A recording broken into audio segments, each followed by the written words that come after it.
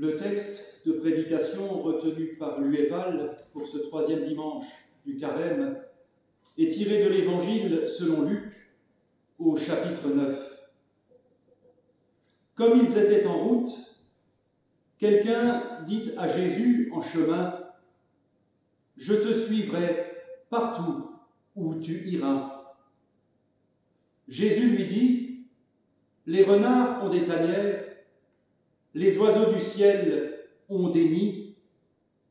Le Fils de l'homme, lui, n'a pas où poser la tête. » Il dit à un autre : « Suis-moi. » Celui-ci répondit : « Permets-moi d'aller d'abord enterrer mon père. » Mais Jésus lui dit : « Laisse les morts enterrer leurs morts.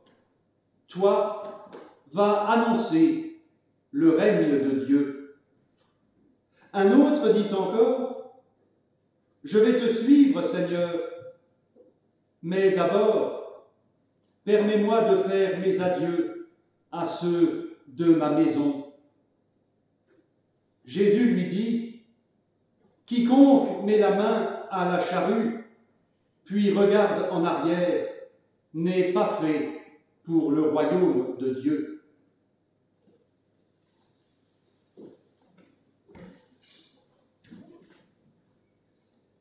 Un proverbe dit que l'habitude est une seconde nature. Vous l'aurez constaté, depuis quelques jours, nos habitudes sont bouleversées. De ce que j'ai pu en voir pour l'instant, en tout cas ici, les choses se passent avec une certaine discipline. Mais inutile de le nier, la peur est là, alimentée par les rumeurs, les différentes théories du complot et les fake news qui gangrènent les réseaux sociaux. Nous vivons un temps de crise. Or, en grec, le mot crise signifie jugement. Rassurez-vous, je ne parle pas du jugement dernier. Et je ne pense pas du tout que Dieu nous enverrait ou nous envoie le coronavirus pour nous punir. Le jugement dont il est question ici est de l'ordre de la prise de conscience. Il se passe quelque chose qui nous oblige à prendre une décision qui implique que rien ne sera plus jamais comme avant. Certains verront, peut-être avec raison, les sempiternels yaka et faucons. Mais il y a quelques jours, le président de la République lui-même a dit que face à cette crise du coronavirus, il faut prendre conscience que notre système de santé doit rester en dehors des lois du marché. Nous ne pouvons que l'encourager dans cette voie et espérer qu'il ne s'agit pas d'un vœu pieux. C'est aussi à se demander pourquoi il faut systématiquement attendre la crise pour découvrir que le cours de l'être humain est inférieur au dollar ou à l'euro pour mollement essayer de rectifier le tir. Le texte de l'Évangile que nous venons d'entendre parle de ces changements, de ces ruptures. 3 hommes demandent à suivre Jésus ou sont invités à le suivre, ce qui entraîne à chaque fois une rupture. Rupture avec la tradition, rupture avec un certain confort, au moins intellectuel, rupture aussi avec la famille. 3 ruptures qui disent toute la dynamique de la foi, prise au sens propre, Les exigences de Jésus ont quelque chose de sectaire, à la différence toutefois que Jésus n'est pas centré sur sa propre personne.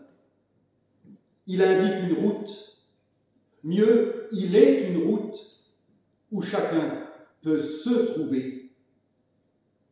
En appelant à la rupture, Jésus appelle à la liberté et à garder la tête froide. Les renards ont des tanières, les oiseaux du ciel ont des nids, mais le Fils de l'homme n'a pas où poser sa tête. Une façon de dire que la foi est toujours mouvement, quête. Dans la foi, nous savons que notre vie sera toujours marche en avant, avec des hauts et des bas. La foi nous dit aussi que nous ne pourrons jamais nous contenter de certitudes, parce qu'elles aussi connaissent le changement et les crises. Laisse les morts enterrer leurs morts. Une parole presque inhumaine, mais qui nous oblige à nous demander ce qui est important. Les morts dont il est question ici sont toutes les épreuves, les deuils, les échecs.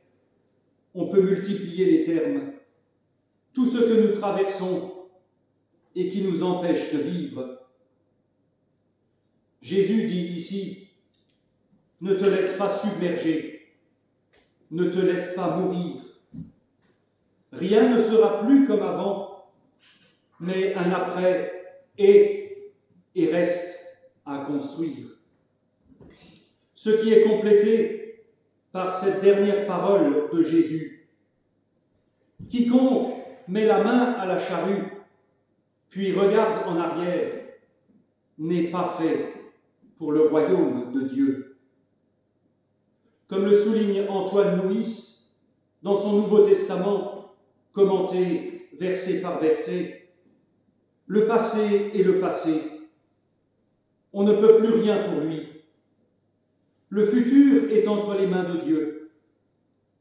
Il ne faut pas vivre tourné vers les malheurs d'hier, mais vers le chemin de demain.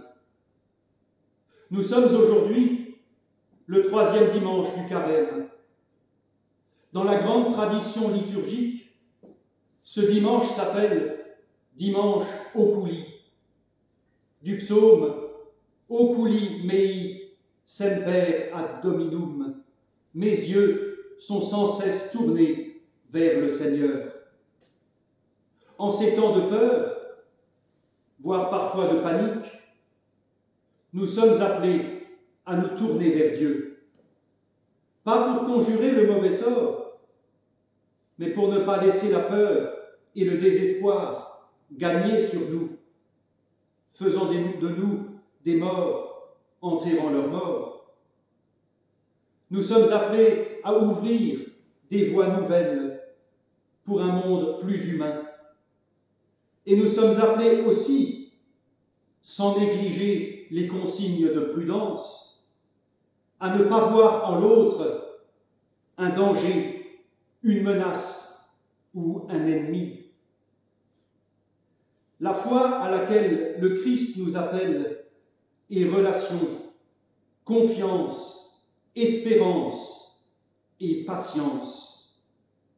Elle est ouverture vers de nouveaux horizons et discernement pour trouver un avenir et un sens à ce que nous traversons. Cette foi nous appelle à annoncer le royaume de Dieu, ce qui ne veut pas dire transformer nos cités et nos pays en théocratie. L'histoire passée et présente nous montre que ces tentatives ont toujours mal fini. Mais annoncer le royaume signifie mettre le doigt sur ce qui ne va pas.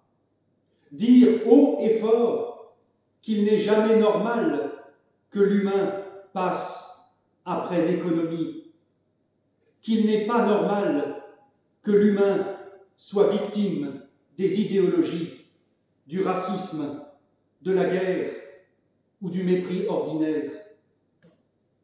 Les ruptures auxquelles Jésus nous appelle reviennent à rompre avec un certain grégarisme qui n'est que du communautarisme à grande échelle. Nous sommes appelés à devenir disciples.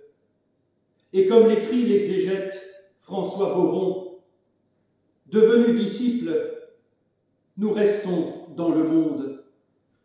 La vie chrétienne n'est pas à côté de la vie. Une fois pris dans la suivance, nous allons redéfinir notre relation, cette fois-ci chrétiennement, à nos parents, notre passé, notre présent social, économique, familial ou professionnel. Ce réseau ne sera plus déterminé par des processus inconscients, des hérédités contraignantes ou des nécessités sociales, mais deviendra un terrain où nous pourrons et devrons déployer notre liberté, notre affection et notre responsabilité